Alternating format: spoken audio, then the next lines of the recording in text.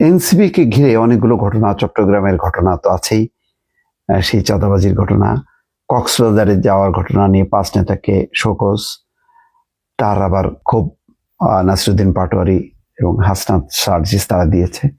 এইসব আলোচনা সমালোচনার মধ্যে আজকে এনসিপির জন্য একটা সুখবর বা সুবাতাস বইছে এনসিপির ঘরে। সেটা হচ্ছে যুক্তরাষ্ট্রের ভারপ্রাপ্ত রাষ্ট্রদূতের সঙ্গে এনসিপি নেতাদের বৈঠক। আমি জানি না এই বৈঠকের আসল উদ্দেশ্য কি, হয়তো সব কথা প্রকাশ হবে না। কেন যুক্তরাষ্ট্রের ভারপ্রাপ্ত রাষ্ট্রদূত বা বাংলাদেশের বিদ্যমান রাজনৈতিক পরিস্থিতিতে যথেষ্ট পরিমাণ অ্যাক্টিভ, যেটা ট্রাম্পের সাম্প্রতিক নীতির সাথে মেলে না। মানে বাইডেন প্রশাসন যেমন গণতন্ত্র নির্বাচন নিয়ে যত দৌড়ঝাঁপ করেছে, ট্রাম্পের কাজটা হলো, এবং আনুষ্ঠানিকভাবে তারা বলেছে, মার্কো রুবিও যে মার্কিন পররাষ্ট্রমন্ত্রী, তিনি নির্দেশ দিয়েছেন যে তার দপ্তরের বাইরে কোনো দেশের রাষ্ট্রদূতরা সেই দেশের নির্বাচন নিয়ে যাতে কোনো মন্তব্য না করে, ভালো নাকি মন্দ বা এরকম যেন মতামত না দেয়। সেখানে কিন্তু ব্যতিক্রম যুক্তরাষ্ট্রের ভারপ্রাপ্ত রাষ্ট্রদূত ট্রেসি অ্যান জ্যাকবসন। এই ভদ্র মহিলা কিন্তু লন্ডনে গিয়ে তারেক রহমানের সঙ্গে বৈঠক করেছেন, আজকে এনসিপির সাথে বৈঠক করলেন, তারপরে তারা সম্ভবত ইতিমধ্যে জামাতের নেতাদের সাথে বৈঠক করেছেন। এই যে বৈঠকগুলির মধ্য দিয়ে একটা এনসিপি যেই কিছুটা নিচের দিকে ডাউন ট্রেন্ড ছিল, অর্থাৎ বাজার দরটা যে নিম্নমুখী ছিল, সেটা কিন্তু আবার একটু ঊর্ধ্বমুখী হলো। অর্থাৎ মার্কিন যুক্তরাষ্ট্র গুরুত্ব দিচ্ছে। মার্কিন যুক্তরাষ্ট্র ব্যাপারে, এনসিপির ব্যাপারে বলা হয়, ইউনুসের ব্যাপারে বলা হয় যে এটা হলো তাদের চাইল্ড, ডক্টর ইউনুস এবং এনসিপি।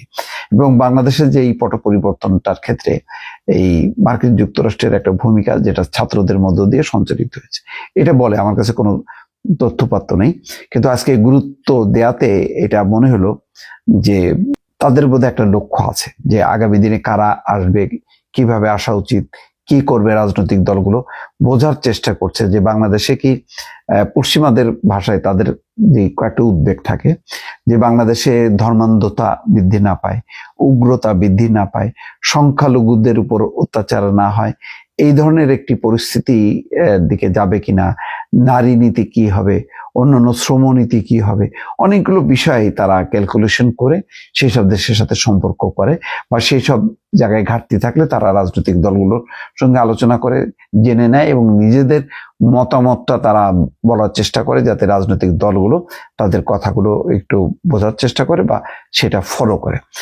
এখন সে তেমনই কিনা এটা তো আর বিস্তারিতভাবে বলা যাবে না। তাদের একটা বেশ ভালো একটা ছবি দেখা যাচ্ছে জয়েন্ট, সেখানে বহুল আলোচিত নেতারাও আছেন, যাদেরকে শোকজ করা হয়েছিল, সেই তাসনিম যারা আছেন, তারপরে অন্য সদস্য সচিব আক্তার নাহিদ আছে, তাসনিম যারা আছে, তাসনিম যারা খুবই পপুলার পশ্চিমাদের কাছে, তার একটা গ্রহণযোগ্যতা আছে, তার পড়াশোনা দেশের বাইরে থাকার কারণে হইতে পারে। যাই হোক, সোমবার বিকেলে রাষ্ট্রদূতের অফিসিয়াল বাসভবনে এই বৈঠক হয়। দলের সদস্য সচিব মুশফিকুস সালেহীন এক বার্তায় বিষয়টি জানিয়েছেন।